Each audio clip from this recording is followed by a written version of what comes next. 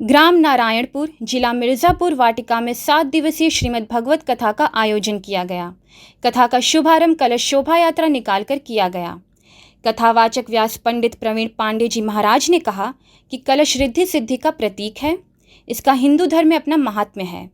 उन्होंने कहा कि कलश हमारे जीवन के हर क्षण में काम आता है।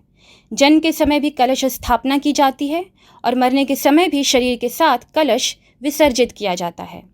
उन्होंने बताया कि कलश के ऊपर नारियल रखा जाता है।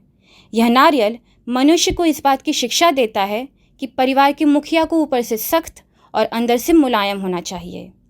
इससे जीवन की गाड़ी बेहतर चलती है। कलश के ऊपर जो माला रखी जाती है, इसका अलग महत्व है। जिस प्रकार माला में लगा हुआ फूल महकता है, उसी प्रकार मनुष्य का जीवन भी दूसरों को सुगंध देने वाला होना चाहिए। उन्होंने कहा कि कलश को 108 महिलाएं सिर पर रखकर शोभा यात्रा निकालती हैं।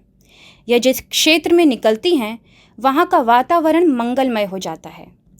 वहीं मुख्य यजमान संदीप सिंह से बात करने पर उन्होंने बताया कि हमने यह श्रीमद् भगवत कथा का आयोजन लोक कल्याण के लिए करवाया है, जिसमें महिलाएं शामिल रहीं, जो गंगा जी से जल भरकर कलश अपने सिर पर रखकर गाजे बाजे के साथ नाचते गाते कथा स्थल तक आई हैं। ये किस तरह का कलश में जो है गंगा जल भरा गया, क्या जी, ये जो श्रीमद् भागवत महापुराण कथा का आज प्रारंभ होने वाला है कल से, जिसका हमारे सनातनों में कहा जाता है कि गंगा सबसे पूजनीय है। तो हमारे धर्म में गंगा का जल भरा जाता है कलश में, और कलश में जल भरकर कथा स्थल तक जाता है, जिससे माँ गंगा जिस तरह से बढ़ती हैं, सदैव सब पे कृपा करती हैं, और इसी तरह से नारायण की कृपा सब भक्तों पे बना रहे, इसलिए जल हम लोग भरते हैं यहाँ से।